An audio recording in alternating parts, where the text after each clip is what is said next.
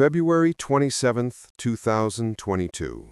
3 days into Russia's invasion of Ukraine, the Turkish foreign minister walks to a podium in Ankara.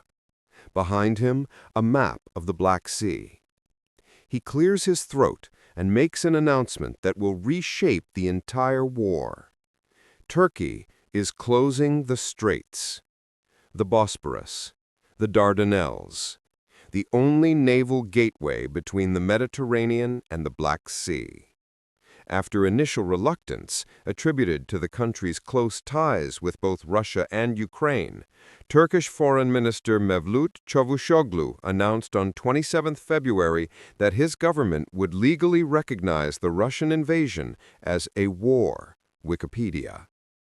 And with those words, the Black Sea becomes a locked room. Russia's warships already inside? Trapped. NATO's reinforcements? Blocked. Turkey's decision, in effect, turned the Black Sea into the maritime equivalent of a boxing ring, denying belligerents the opportunity to reinforce their existing fleets with units from other theaters and countries, USNI News.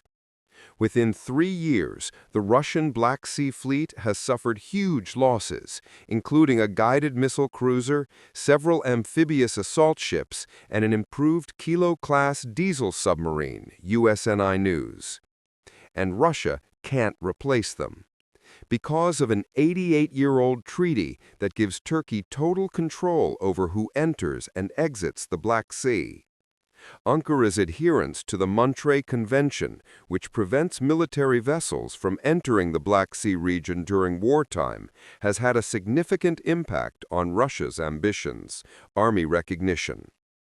This is the story of how Turkey's decision to invoke the Montreux Convention didn't just close a waterway. It sealed Russia's fate in the Black Sea and changed the entire course of the war. To understand what happened, you need to understand the geography. The Black Sea is massive, over 430,000 square kilometers. 6 countries border it: Russia, Ukraine, Romania, Bulgaria, Georgia, and Turkey. But there's only one way in and one way out: the Turkish Straits. 2 narrow waterways, the Bosphorus and the Dardanelles, that connect the Black Sea to the Mediterranean. Together, they're less than 350 kilometers long. At their narrowest point, the Bosphorus is only 700 meters wide, and Turkey controls them both. For centuries, this has been one of the most contested waterways on Earth. The Ottoman Empire, the Russian Empire, World War I, the Cold War. Every great power in Europe has fought over who controls access to the Black Sea. And in 1936, after years of negotiations, the major powers signed a treaty, the Montreux Convention regarding the regime of the Straits. Signed on 20 July 1936 at the Montreux Palace in Switzerland, it went into effect on 9 November 1936, addressing the long-running Straits question over who should control the strategically vital link between the Black and Mediterranean Seas, Wikipedia. The treaty is simple but powerful. In peacetime, all civilian ships can pass freely. Military ships? They have restrictions. Non-Black Sea nations are further restricted in the number and aggregate tonnage of their warships allowed in the Black Sea at any given time. The limitation is 45,000 tons, no more than 30,000 tons of which may belong to any one nation. They are further restricted in terms of the length of time they may remain in the Black Sea, no more than 21 days, Wikipedia. But the real power of Montreux lies in Article 19.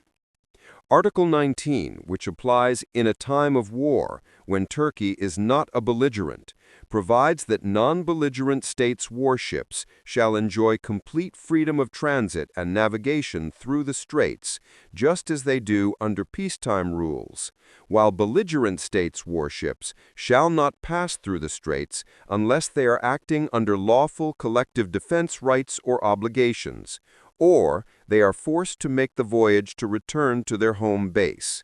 Just security. In other words, if there's a war, Turkey can close the straits to warships of the countries at war. Russian warships already in the Black Sea can return home, but new ones, blocked. And Turkey, in February 27, 2022, invoked Article 19. February 24, 2022. Day 1 of the invasion. Russia launches its full-scale assault on Ukraine. Tanks roll across the border. Missiles rain down on Kyiv. And in the Black Sea, Russia's fleet moves into position. The Moskva, Russia's flagship cruiser, leads the assault. Amphibious ships prepare to land troops near Odessa. The plan is clear. Ukraine's coastline will fall within days. But Ukraine's ambassador to Turkey sees an opportunity. Ukraine's ambassador to Turkey, Vasil Bodnar, went on local television last week and appealed to the government in Ankara to close its key straits to Russian warships under provisions of the 1936 Montreux Convention, USNI News. Turkey hesitates. President Erdogan is in a delicate position. Turkish President Recep Tayyip Erdogan had just clarified Turkey's position as a NATO member, not to abandon neither Russia nor Ukraine, and not to cede Turkey's national interests, NPR. Turkey buys Russian gas. Turkish companies do business with Russia, and Erdogan has spent years cultivating a relationship with Putin. But Ukraine isn't giving up. President Zelensky takes to Twitter. He thanks Erdogan publicly, before Turkey has even made a decision. It's a diplomatic gamble, and it works. February 27, 2022. The announcement. Turkish Minister of Foreign Affairs Mevlut Çavuşoğlu told reporters that even though Turkey is not considered a belligerent in this conflict, it has the ability to restrict passage of warships from warring states. UN News. The straits are closed.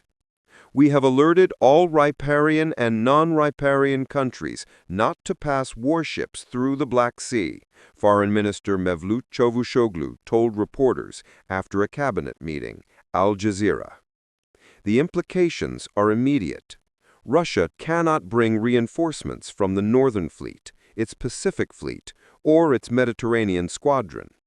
On February 24, 2022, two classic submarines of the BSF, the Novorossiysk and the Krasnodar, one frigate, Admiral Grigorievich, and one small missile corvette were deployed in the Mediterranean, Naval News.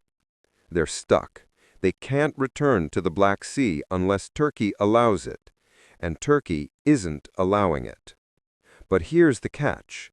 This blockage of naval vessels also applies to NATO powers who cannot now move their vessels from the Mediterranean to the Black Sea. Wikipedia. NATO is blocked. The USS Arleigh Burke left the Black Sea in December 2021. The last American warship to visit the Black Sea was the USS Arleigh Burke, which exited the Bosphorus in December 2021, and no American vessel has returned since. Naval News. No American ship has entered since. The Black Sea is now a closed battlefield, and Russia, despite its initial advantage, is about to learn a brutal lesson. The Moskva, April 13, 2022. 6 weeks after the closure, Ukraine strikes. 2 Neptune missiles hit the Moskva. The flagship burns. Within 24 hours, it sinks. Russia loses the pride of its Black Sea fleet, and it can't replace it. Under normal circumstances, Russia could bring in a replacement cruiser from the Baltic or Pacific, but the straits are closed, so the Moskva stays at the bottom of the sea, and Russia's Black Sea fleet is permanently weakened. The attrition begins. Over the next 3 years, Ukraine wages an asymmetric naval war. Sea drones, anti-ship missiles, long-range strikes on Sevastopol. Since then, the Russian Black Sea Fleet has suffered huge losses, including a guided missile cruiser, several amphibious assault ships, and an improved Kilo-class diesel submarine, USNI News. And Russia can't replace them. Because of an 88-year-old treaty that gives Turkey total control over who enters and exits the Black Sea. Ankara's adherence to the Montreux Convention, which prevents military vessels from entering the Black Sea region during wartime, has had a significant impact on Russia's ambitions, army recognition. But here's the critical point. Russia's closed the straits to ensure its own security, but it comes at a price. The NATO dilemma comes into focus as the Black Sea becomes one of the key theaters of the war. And Russia can't replace them. So long as the war goes on, Russia will be unable to replace its losses, increasingly a hostage to the Black Sea than its paramount USNI News.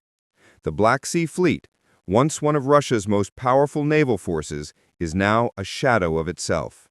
Ships are crowded into Novorossiysk, morale is collapsing, officers are resigning. And the strategic implications go beyond Ukraine.